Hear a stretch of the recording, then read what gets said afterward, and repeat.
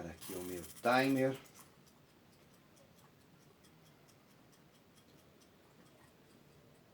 Boa tarde, hoje é dia 22 de janeiro de 2019. Eu vou dar continuidade a esse encontro. Por enquanto ele está sendo diário. Eu me sinto muito bem em poder me preparar para essa conversa, essa tertúlia, esse encontro com pessoas simpatizantes. Então, hoje eu vou abordar a questão do livro de Carl Gustav Jung, Psicologia da Religião Ocidental e Oriental. O Jung fez um grande trabalho nessa obra,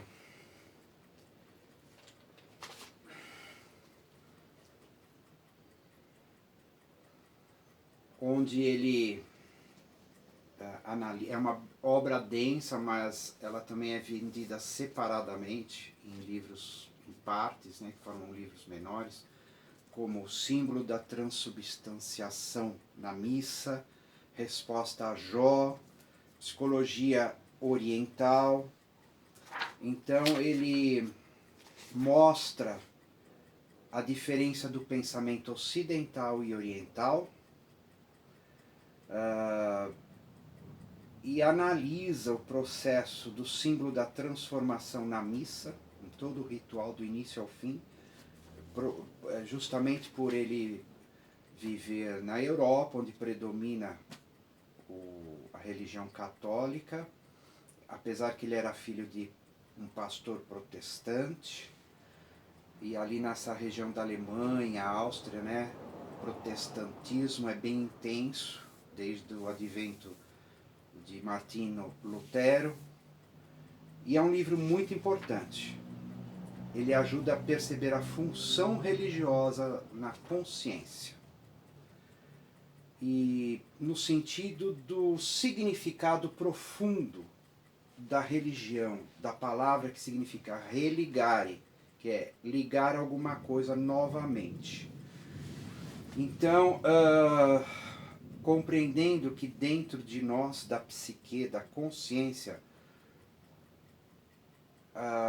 o que temos? Imagens, sentimentos, e quando a imagem é significativa para a pessoa, ela é chamada de símbolo, que quer dizer dançar comigo, unir-se a mim. Então, tudo dentro de nós, essas imagens são vivências. O que estou fazendo agora é uma imagem que está constelada dentro de mim e eu estou pondo para fora. Então a função do que nós vemos como religião quando começamos a crescer na nossa época de vida, né, e ainda é muito comum aqui no Brasil, em São Paulo, em muitos países do mundo, as religiões continuam tendo suas funções estruturantes para a consciência individual. Então ele analisou a importância, porque quem, por exemplo, é um católico apostólico romano e frequenta as missas e lê o livro Símbolo da Transformação na Missa, vai compreender com uma profundidade muito maior o que acontece com essa pessoa quando assiste o ritual da missa.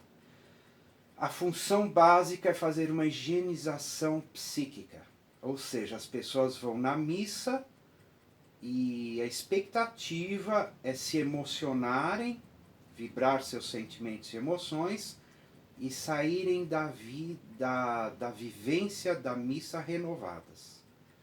Eu me lembro quando era criança, minha tia Luzia dizia muito isso, né? Eu preciso ir na missa todo domingo, né? Sem a missa eu não sou nada, eu saio de lá renovada. E eu concordo, porque eu cresci na religião católica, mas eu a renovei e percebi a vibração do processo do ritual da missa quando eu voltei a viver na Itália.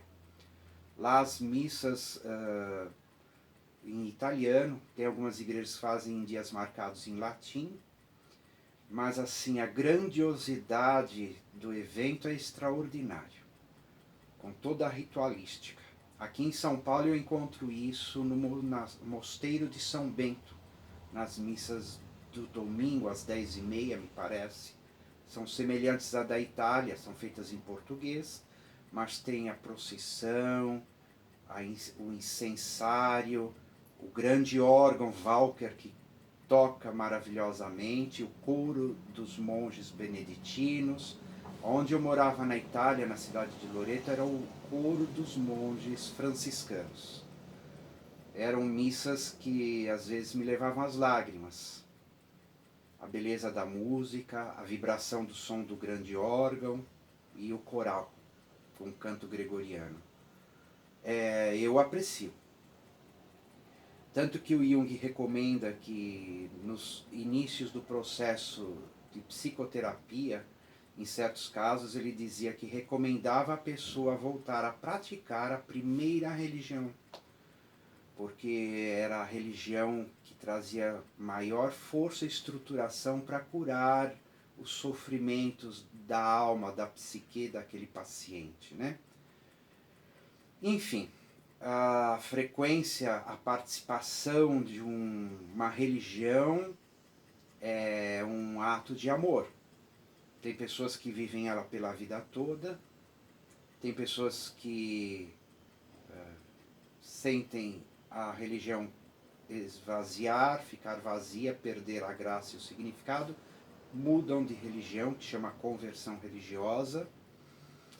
Mas não só das religiões, como eu uso essa palavra, logo vem à mente, né, a religião, as religiões coletivas, mas há pessoas que a sua religião é o trabalho, pode ser o seu consultório, no caso de um médico, de um psicólogo, de um artista pode ser o palco. A ideia básica é: aonde vou, o que eu faço que me liga tanto comigo, que eu estou presente em minha totalidade. Isso é a sua função religiosa presente, ativada e se atualizando. Por isso, a gente sempre busca perceber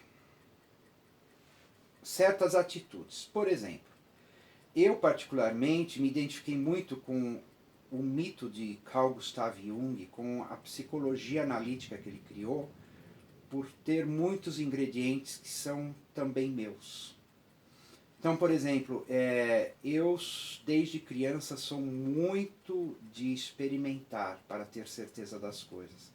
Minha mãe disse que quando bebê, 1 ou 2 aninhos, eu queria pôr o dedo na tomada para sentir o choque, mesmo ela dizendo que não era para pôr. Até o dia que eu senti, não pus mais. Então isso é uma atitude empírica. E o que significa? Eu aconselho ao mesmo tempo. É a melhor atitude de vida. Experimente. Vive em si. E a partir disso elabore, se você for um tipo introvertido reflexivo, repense suas vivências do dia, de um período de vida. Então Jung era um empirista, eu também sou, vivo assim. Quando eu participei da criação do Instituto de Projeciologia, o professor Valdo Vieira também tinha essa mesma colocação. Não acredite em nada do que eu digo, do que dizemos na instituição. Experimente, tenha suas próprias experiências. Então, na base de tudo, o que eu vou sempre expor a vocês, está o que somos, consciência e energia. Ocorre que nos sentimos desarmonizados por estarmos em situações que nos tiram a ligação própria, desativam nossa função religiosa de nos religar. E quando encontramos os símbolos, os lugares, pessoas ou vivências, nós nos religamos. Às vezes percebemos isso, uma pessoa que nasce num determinado país ou numa determinada cidade, depois muda e de vez em quando bate uma saudade muito forte, uma necessidade de visitar suas origens, sua cidade natal, seu país natal, e quando essa pessoa faz essa viagem, ela se renova. Eu nasci em São Paulo, no Brasil, mas a minha alma é profundamente italiana, mais de 90%.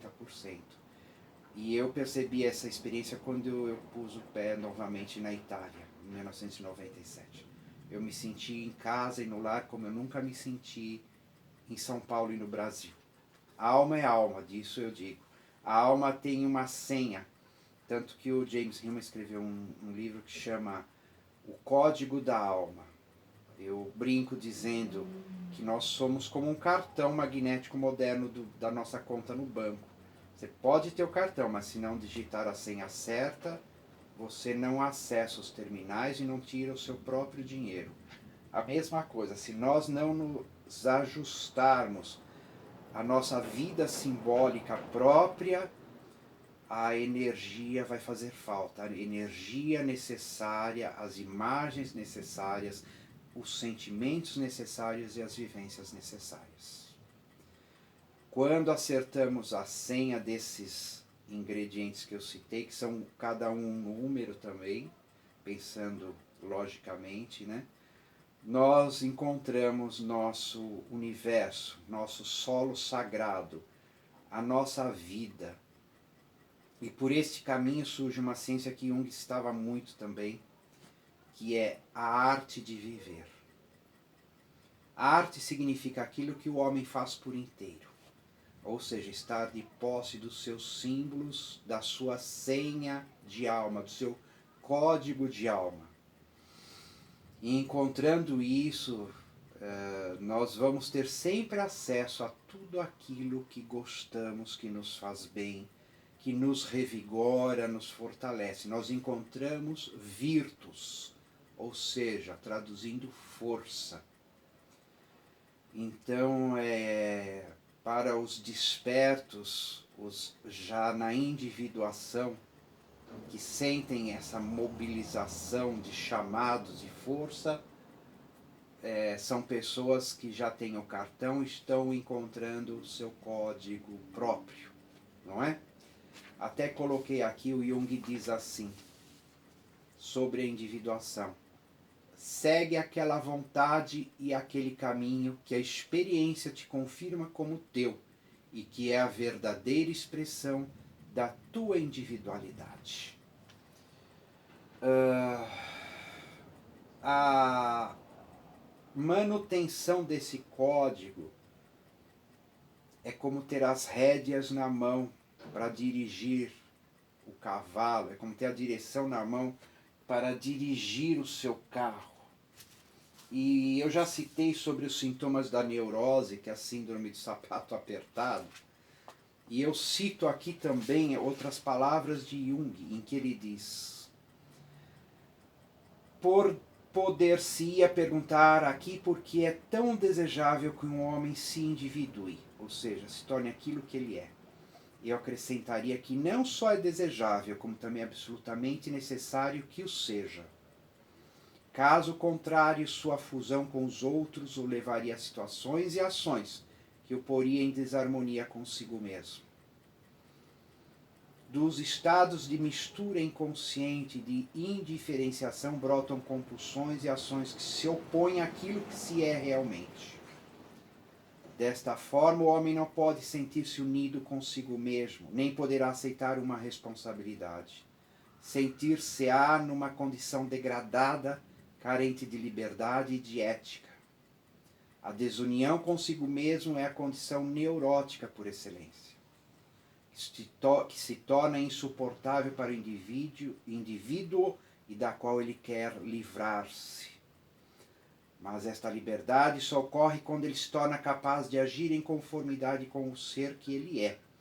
Inicialmente, o homem tem para isso apenas um sentimento vago e inseguro. No entanto, na medida em que seu desenvolvimento avança, tal sentimento se torna mais claro e forte. Quando alguém pode dizer verdadeiramente acerca de seus estados interiores e de seus atos, assim sou e assim atuo, então terá alcançado essa unidade consigo mesmo, ainda que dolorosamente. Essa colocação está no eu e o inconsciente, que eu já citei. E eu vou continuar nos momentos necessários a navegar pelas ideias de Jung, porque elas são muito profundas, complexas e necessárias para encontrarmos nossa felicidade nos momentos de vida. A felicidade é uma leveza, alta vibração, uma euforia interdimensional, e é possível manter-se sempre bem, leve e feliz todos os dias. Voltando ao assunto das senhas, estudando Nietzsche, ele cita que ele percebeu nas suas vivências que o clima, a alimentação e o lugar em que a pessoa vive pode colocar a pessoa muito longe de sua tarefa, de sua programação existencial, ou perto. E isso é muito importante termos consciência. Por isso que vemos pessoas às vezes imigrando para outros países e sentem-se, como eu citei o meu caso quando cheguei na Itália. Nietzsche também sentiu isso quando ele chegou na cidade de Turim, na Itália. Ele nasceu na Alemanha, mas eu brinco dizendo a alma dele sem dúvida era italiana, né? O código da alma dele se encontrava na Itália e um pouco na França. Ele não tinha muita simpatia pelos alemães, mas ele dizia, no entanto, que os franceses eram uma agradável e gentil companhia. E na Itália ele encontrou calor, porque ele achava os alemães frios, então ele encontrou o calor da vida, ele se sentiu muito feliz. Daí que na obra Et Homo, que é Eis o Homem, a biografia dele, parece que é o último livro dele, já aos 42 anos ele escreveu, me parece, então ele cita essa questão. E eu me lembro de pessoas da minha família que às vezes reclamavam do bairro que moravam, ou pessoas que reclamam do clima da cidade onde moram, depois mudam e se sentem felizes com o clima da outra cidade.